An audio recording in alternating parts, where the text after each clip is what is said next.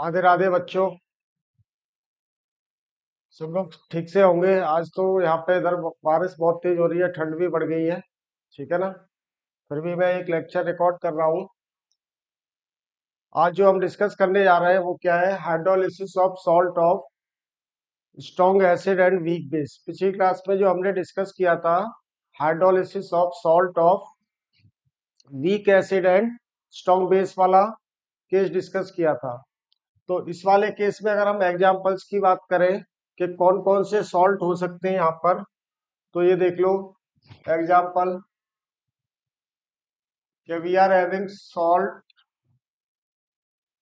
Of weak base की, strong base की बात, सॉरी स्ट्रॉन्ग एसिड की बात कर रहे हैं, तो salt of HCl and NH4OH यानी अमोनिया। ठीक है। तो इसमें एग्जाम्पल ये क्या बन जाएगा? NH4Cl। ठीक है। तो NH4Cl क्या है? स्ट्रॉन्ग इलेक्ट्रोलाइट रहेगा। इसको अगर हम वाटर में डिजोल्व करेंगे तो this will undergo 100% ionisation. NH4Cl plus water, तो इसका 100% आयनाइजेशन होगा। क्या देगा ये? NH4 positive plus Cl minus. ठीक है। इसमें ये 100% आयनाइजेशन हो रहा है, तो this will undergo complete dissociation. ठीक है ना। अब देखो यहाँ पर जो हाइड्रोलिसिस होगा वो Cl माइनस का होगा नहीं, क्योंकि Cl माइनस कैसा है? Very very weak conjugate base of strong acid HCl। NH4 positive कैसा है? इट इज अ वेरी, मतलब कह सकते हैं strong conjugate acid of weak base NH4OH। तो सिर्फ NH4 पॉजिटिव आयोन्स का हाइड्रोलिसिस होगा यहाँ पर। ठीक है ना। तो NH4 पॉजिटिव प्लस वाटर। अब यहाँ पर क्या होगा? ये इक्विलिब्रियम एस्टेब्लिश होगा। तो we are having NH4OH plus H positive. अब देखो NH4 पॉजिटिव आयन के हाइड्रोलिसिस से क्या मिल रहा है हमको सॉल्यूशन में? H positive ion concentration. तो इसका मतलब जैसे जैसे हाइड्रोलिसिस होता जाएगा तो एसिडिक नेचर बढ़ती जाएगी। तो सॉल्यूशन का जो नेचर रहेगा यानी पीएच रहेगा वो कैसा रहेगा? लेस देन 7 रहेगा। ठीक है। अब इनिशियली इसका कॉन्सेंट्रेशन है मान लो C। इसका कॉन्सेंट्रेशन ले लिया हमने। जो सॉल्ट का कॉन्सेंट्रेशन होगा यानी NH4Cl का जो कॉन्सेंट्रेशन होगा वही NH4 पॉजिटिव का रहेगा। ठीक है। तो अगर इसके लिए हम इक्विलिब्रियम कांस्टेंट की बात करें तो उसको कहेंगे हम hydrolysis constant, that is KH। KH की वैल्यू यहाँ पर क्या हो जाएगी? Concentration of NH4OH into concentration of H positive divided by concentration of NH4 positive ions। ठीक है ना। Suppose this is equation 1, this is equation 1। Now if we multiply and divide equation 1, यहाँ पे लिख देता हूं multiply multiply and divide equation 1 by OH minus. तो overall इस वाली इक्वेशन पे कोई इफेक्ट नहीं आएगा। ठीक है ना। तो इक्वेशन क्या बन जाएगी अपने पास? ये देख लो कि KH will become equals to concentration of NH4 positive, sorry OH into concentration of H positive पहले से ही था। OH माइनस से हमने इसको मल्टीप्लाई एंड डिवाइड कर रहे हैं, तो ये NH4 positive into OH minus negative. तो दिस होल टर्म यानी NH4OH upon NH4 positive into OH minus क्या बन जाएगा? ये 1/KV। और ये क्या बन जाएगा? KW के बराबर। यानी कि KH will become equals to क्या हो जाएगा?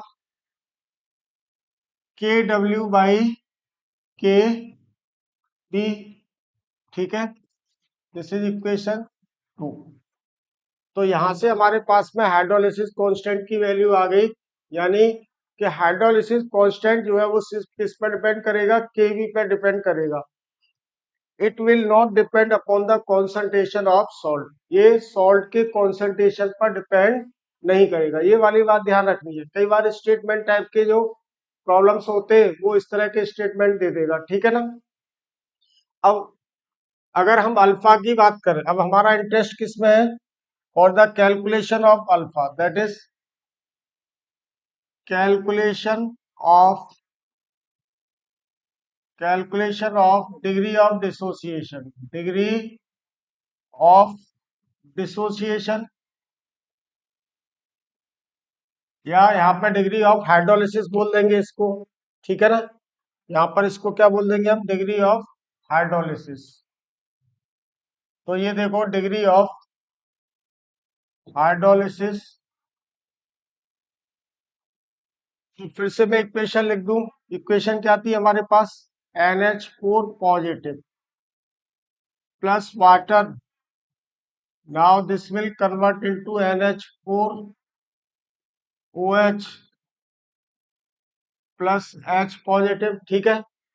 और इसका अगर इनिशियल कॉन्सेंट्रेशन C है तो मैं डायरेक्टली लिख रहा हूं, एट इक्विलिब्रियम क्या हो जाएगा, एट इक्विलिब्रियम ये होगा C into 1 - H, this will be CH and this will also be CH, ठीक है।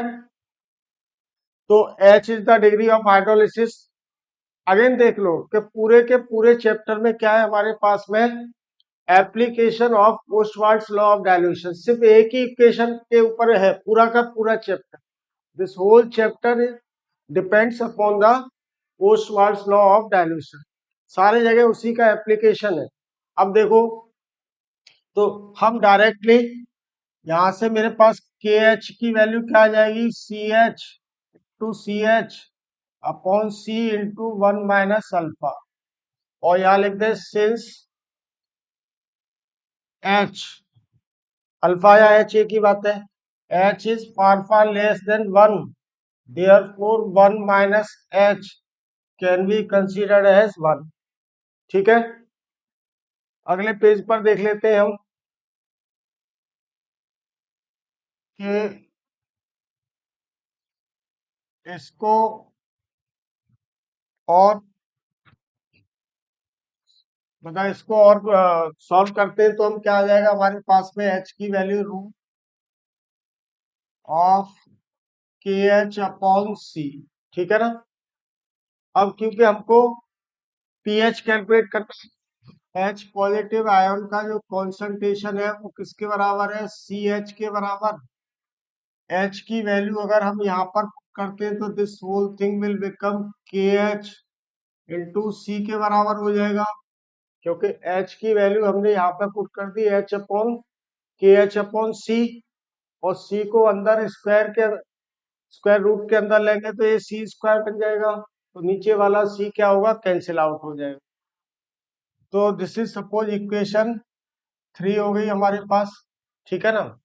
अगेन क्या करें हम, कि by putting the value of KH, by putting the value of KH,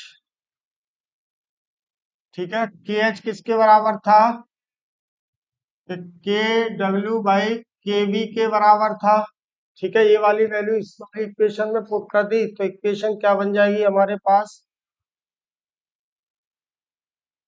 H positive ion का concentration हो गया क्या, रूट KH की वैल्यू पुट कर दी तो ये क्या है, KW into C divided by KB, ठीक है ना। अब ये हो गया इक्वेशन 4। सपोज इसका क्या करें हम, नेगेटिव लॉग ले लें, तो taking negative log of equation 4, equation 4 का जब नेगेटिव लॉग लेंगे तो इक्वेशन क्या बन जाएगा हमारे पास, ये देख लो कि minus log H positive ion concentration और रूट का लॉग क्या हो जाएगा हाफ माइनस लॉग के डब्ल्यू, ये माइनस माइनस, या इसको क्या लिख सकते हैं हम, माइनस लॉग के बी, सॉरी माइनस माइनस रहेगा ये, ठीक है ना।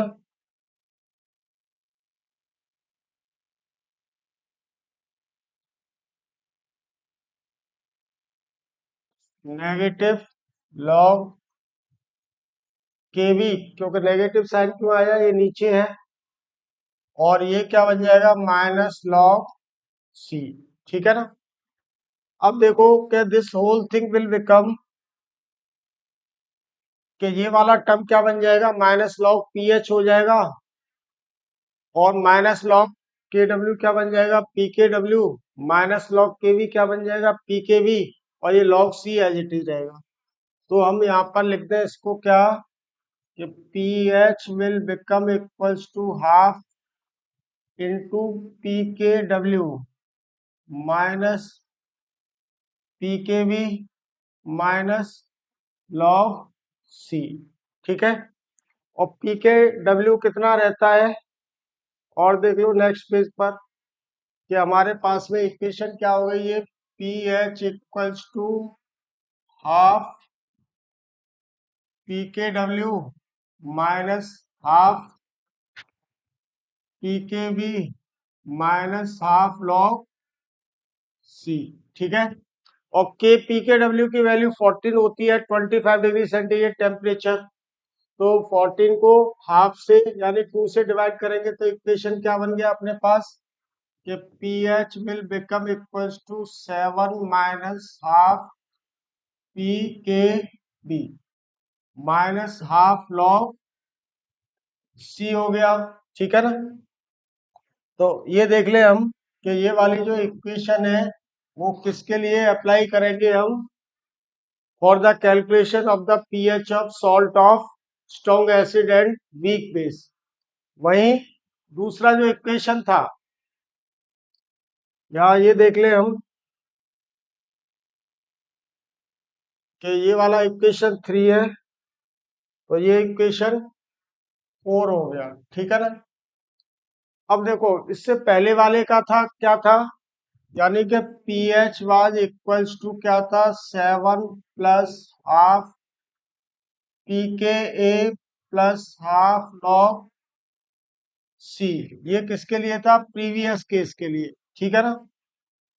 It was applicable for salt of weak acid, weak acid and strong base के लिए था।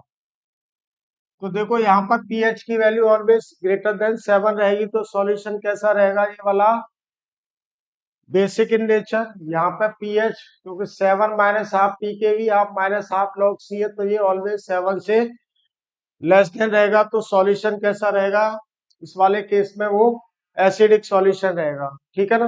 तो दोनों का हमने कंपैरिजन कर लिया, और दोनों ही केस में जो डिग्री ऑफ हाइड्रोलिसिस है वो तो डिपेंड करेगा सी पर, बट हाइड्रोलिसिस कांस्टेंट यानी के एच की वैल्यू डिपेंड नहीं करेगी इन बोथ केसेस, ठीक है। तो यहाँ पे और लिख देता हूं कि in both cases, both cases